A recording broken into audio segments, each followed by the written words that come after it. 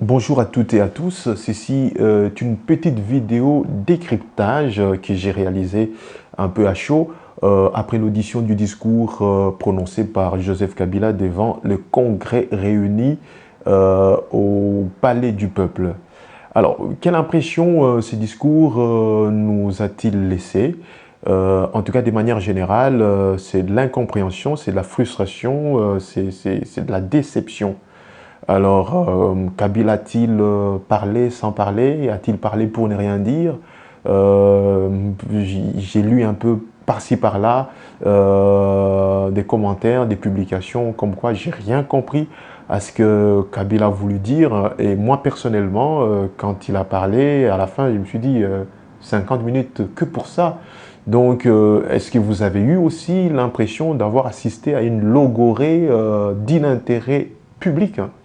Est-ce que vous avez eu cette impression qu'il a parlé pour ne rien dire? Ben, si vous avez eu cette impression, vous, comme moi, ben, vous avez probablement tort. En fait, vous êtes passé à côté de quelque chose d'extraordinaire. Et pourquoi? Ben, tout simplement parce que, après analyse, moi, je suis arrivé à la conclusion que Kabila ne s'est pas adressé aux Congolais. C'est la raison pour laquelle son message, en fait, est passé à la trappe. Le contenu de son message est passé à la trappe. Son discours qui nous paraissait finalement, qui manquait de profondeur, qui était creux, qui n'avait pas l'air d'être ciblé du tout, en fait, ce discours-là ne nous était pas adressé à nous, peuple congolais. Alors, si tel est le cas, c'est la raison pour laquelle, en fait, on n'a rien compris, on n'a retenu pas grand-chose finalement, et on est sorti de là avec beaucoup de frustration. Alors, à qui ce message a-t-il été adressé? Je pense que ce message, en fait, a été adressé à ceux qui ont le pouvoir et qui ont qui ont la puissance, qui ont les moyens de pouvoir les déstabiliser politiquement. Donc, Kabila s'est adressé à ceux qui ont les moyens et la volonté, par exemple, de lui loger cette fameuse balle dans la tête afin qu'il puisse quitter la vie politique de notre pays. Donc, c'est à ceux-là que Kabila s'est adressé. Ai-je bien dit, ceux qui ont le pouvoir et les moyens? Oui, cela suppose que si nous ne faisons pas, si nous, peuple congolais, en fait, ne faisons pas partie de ceux qui ont le pouvoir et les moyens pour les faire partir, en fait, nous sommes tout simplement dans la faiblesse. Et là, je voudrais ouvrir une petite parenthèse. Donc, c'est un aveu d'impuissance qui, à mon avis, concerne toute la population congolaise dans sa globalité, commençant par les partis politiques dites d'opposition, les membres en fait de la société civile, les confessions religieuses, toutes tendances confondues, la population congolaise dans sa globalité. Alors, apparemment, cette population, nous, à laquelle j'ai fait partie, ne représente pas une menace suffisante pour que Kabila daigne nous accorder le moindre respect. Donc, l'essentiel de son message, en fait, il a adressé à une communauté à laquelle nous n'appartenons pas, puisqu'il s'est adressé aux autres. Raison pour laquelle nous n'avons rien compris, retenu de son message. Par contre, pour nous, qu'est-ce qu'il a dit dans son discours? Ben, en fait, c'était des chiffres, en veux-tu, en voilà, et encore des chiffres qui ne traduisent aucune réalité pour notre peuple, en fait, des chiffres qui ne sont pas objectivés, par aucune réalité dans le quotidien de notre population. Voilà ce qu'il y a eu pour nous et l'essentiel était plutôt ailleurs. Toutefois, j'insiste que pour moi, ce qui avait des plus importants, c'est le fait que, enfin, il y a plusieurs choses qui sont importantes que j'ai peut-être relevées ici, mais le premier point, c'est que voilà, Kabila ne s'est pas adressé à nous. C'est la raison pour laquelle son message nous paraissait creux. Bien. Alors, je me suis dit, ok, j'ai quand même passé plus de 50 minutes en fait à suivre ces discours, cette logorée insipide. Mais ce n'est quand même pas possible que ce bonhomme ait pu parler pendant 50 minutes sans qu'il y ait rien. Je me suis aussi référé à un principe de la communication qui postule que toute non-communication est une communication. Tout refus de communiquer, en fait, est une communication aussi. Et donc, les principes, c'est qu'on ne peut pas ne pas communiquer. Donc, tout ce que vous choisissez de manière délibérée des terres derrière, en fait, il y a un message qui vous renvoyé, qui parfois peut-être on ne peut plus clair. D'ailleurs, vous le savez, parfois il y a des choses qui sont dites clairement avec le silence qu'avec les mots. Et donc, j'ai été chercher un peu dans le langage non verbal de la communication de Joseph Kabila pour essayer un peu de, allez, je veux dire, pour essayer de penser en fait les plaies de ma frustration pour dire que voilà, je n'ai quand même pas pu gaspiller autant des minutes de ma vie pour rien. Donc, je vais aller à la recherche du moindre indice de tous les supports de la communication non verbale qui se trouve dans le message de Kabila pour essayer en fait de comprendre ce qu'il a voulu en fait nous dire ou ce qu'il nous a dit sans le dire avec des supports verbaux. Et d'où j'ai intitulé en fait cette vidéo décryptage. Je n'accorde pas une valeur scientifique à cette analyse, mais j'ai trouvé que c'était quand même important de le faire et je l'ai fait peut-être via les feedbacks de mes compatriotes, j'aurai des idées un peu plus claires. Voilà. Donc, je disais, première chose ici, enfin, première chose, c'est que Kabila ne s'est pas adressé à nous. Deuxième chose, donc, décryptage des codes non verbaux que j'ai pu relever dans cette journée. La manière dont Kabila arrive au Palais du Peuple. Les gars, il y a, devant l'estrade, en fait, il y a au moins 2 paliers des marches, d'escalier. Kabila trottine en fait sur les marches plutôt que d'emprunter en fait les marches au pas normal. Tel un sportif, tel un boxeur en fait qui avance vers le ring, Kabila trottine sur les marches. Pour moi, en communication non verbale, c'est quelque chose qui n'est pas du tout anodin. Alors, que se passe-t-il, Monsieur le Président? Est-ce que vous êtes pressé? Voilà, qu'est-ce que vous voulez démontrer? En fait, Kabila veut, par cet événement, veut réaffirmer le fait qu'il est propriétaire de son propre corps. C'est la raison pour laquelle, en fait, il impose à son corps de trottiner sur les marches plutôt que de marcher normalement. Pourquoi? Eh bien, parce que le gars, non seulement qu'il est en train de perdre pied, ce qui est la preuve en fait du fait qu'il est en train de trottiner, mais il perd contrôle de son corps. En fait, son corps ne le suit plus. Pourquoi? Ben parce qu'il est tout simplement stressé. Stressé. Vous avez compris? Il est stressé. Il doit dire à son corps, hé, c'est encore moi le boss. On trottine, on ne va pas au pas normal. Ok? Et en même temps, il envoie un message à ses adversaires pour dire physiquement, je suis encore là.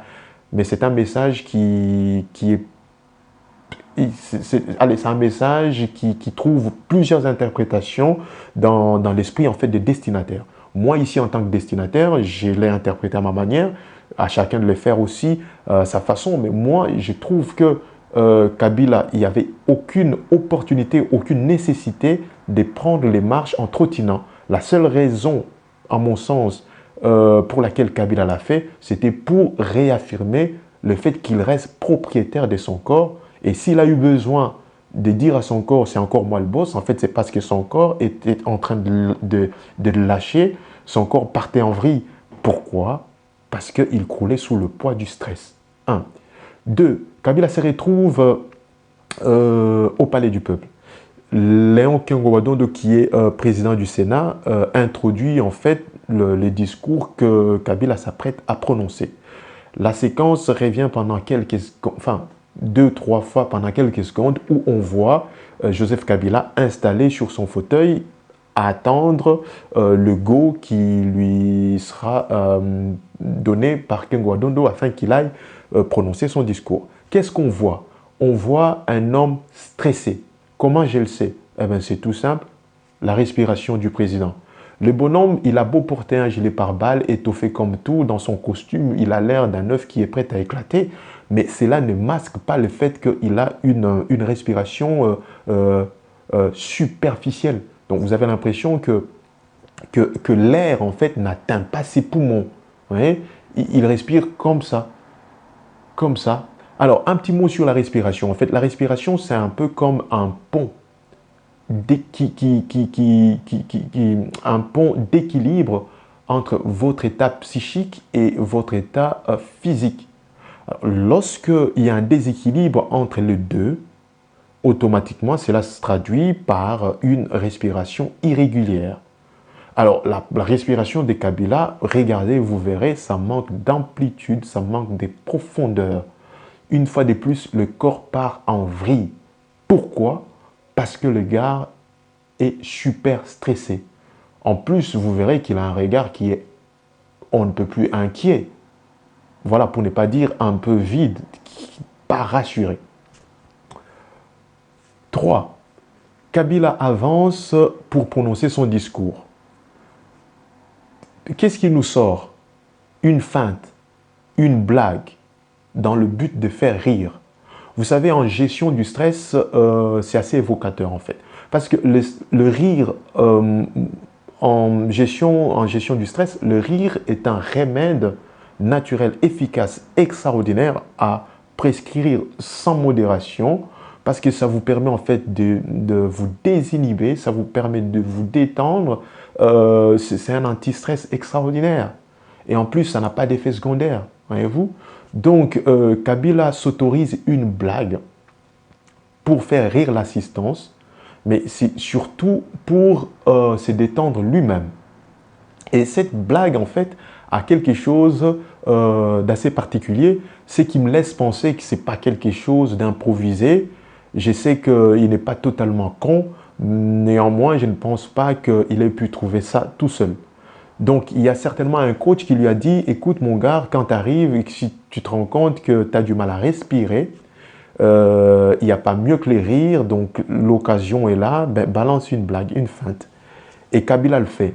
Mais ce que je disais, la blague a quelque chose d'extraordinaire, c'est que Kabila dit, il y en a parmi vous, il y a des gens dans cette salle qui, il est quand même extraordinaire. Hein. Alors, il y a des gens dans cette salle qui s'attendent que à un certain moment, je vais lâcher, comprenez mon émotion. Coup de génie, tout le monde s'éclate. Et bien, Kabila précise que, bon, que ça ne sera pas le cas. Parce que lui, par contre, ce qu'il va dire, c'est plutôt ma passion pour le Congo. En plus, ça rime, hein.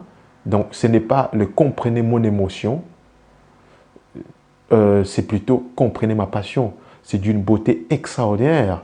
Bravo, monsieur le président, vous vous en tirez très très bien. Donc, votre conseiller en gestion du stress a fait du bon boulot. Mais par contre, puisqu'il y a aussi des conseillers en gestion du stress, des consultants, moi je suis un consultant en gestion du stress, donc cela ne me trompe pas.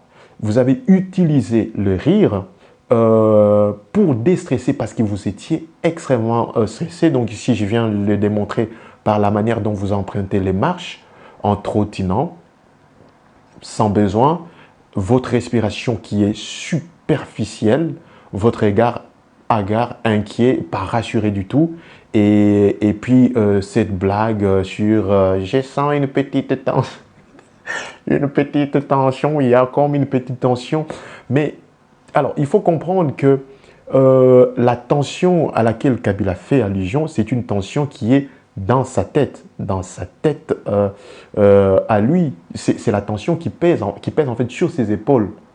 Parce que quoi de plus normal? Ça fait plus de 15 ans que moi, personnellement, j'ai jamais voulu de toi au Congo. C'est-à-dire que si c'était possible, pour moi, tu n'aurais jamais mis tes pieds au Congo.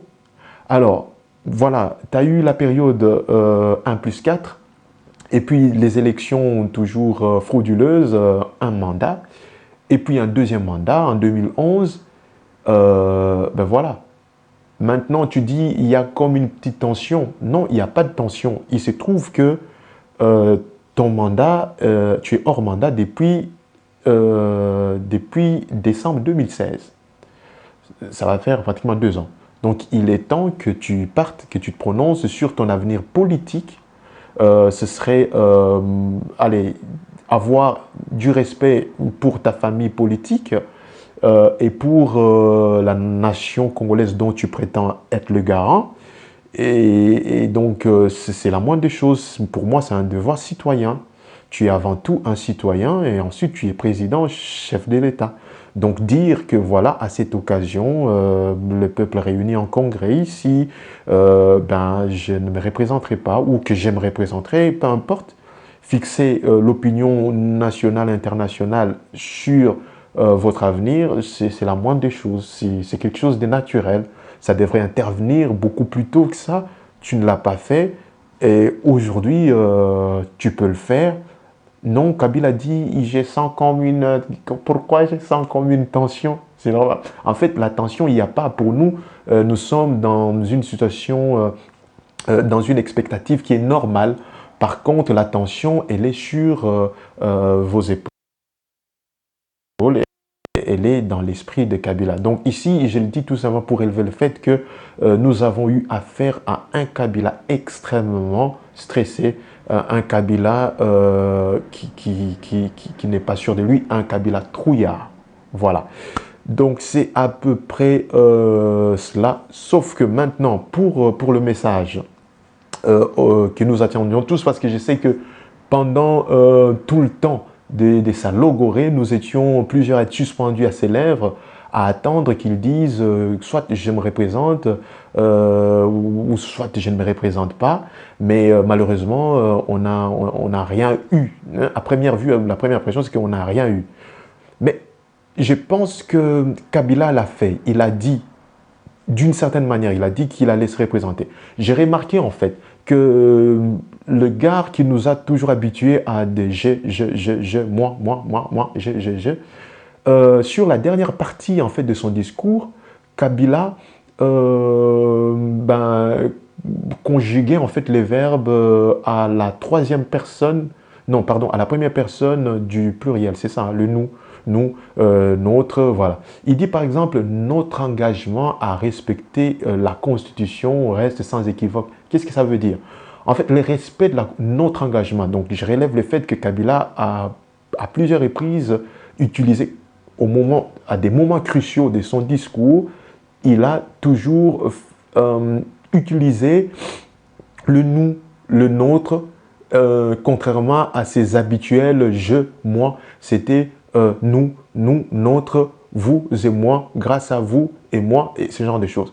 Et donc, il dit, par rapport à notre engagement à respecter la Constitution reste sans équivoque. Notre engagement. Ce qui me laisse croire, et surtout quand on voit le fameux FCC, Front commun pour le Congo, ceci me laisse penser que Kabila s'apprête à nous entraîner dans une espèce de suicide collectif. Kabila ne dit pas « je vais me représenter ».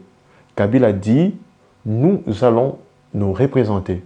Après plus de 15 ans de bons et loyaux services à la nation, après avoir initié l'œuvre salvatrice de la révolution de la modernité, je sens que le peuple est je sens un engouement populaire, je dois achever l'œuvre que j'ai commencé, ce genre de choses. Et donc, nous. Je ne sais pas si c'est clair en fait cette partie, parce que pour moi, c'était l'élément clé. C'est-à-dire Kabila parle de nous. Et avec le FCC, qui représente symboliquement le nous, donc c'est le Front commun pour le Congo, je pense. C'est un truc que je ne connais pas très bien, mais c'est une invention qui va nous entraîner dans un suicide collectif. C'est-à-dire que Kabila ne se représentera pas, mais le FCC le représentera. Vous avez compris en fait. C'est-à-dire que le peuple congolais, réuni dans sa grande majorité, représenté dans le Front commun congolais, va représenter Kabila comme candidat à sa propre succession. Sincèrement, j'espère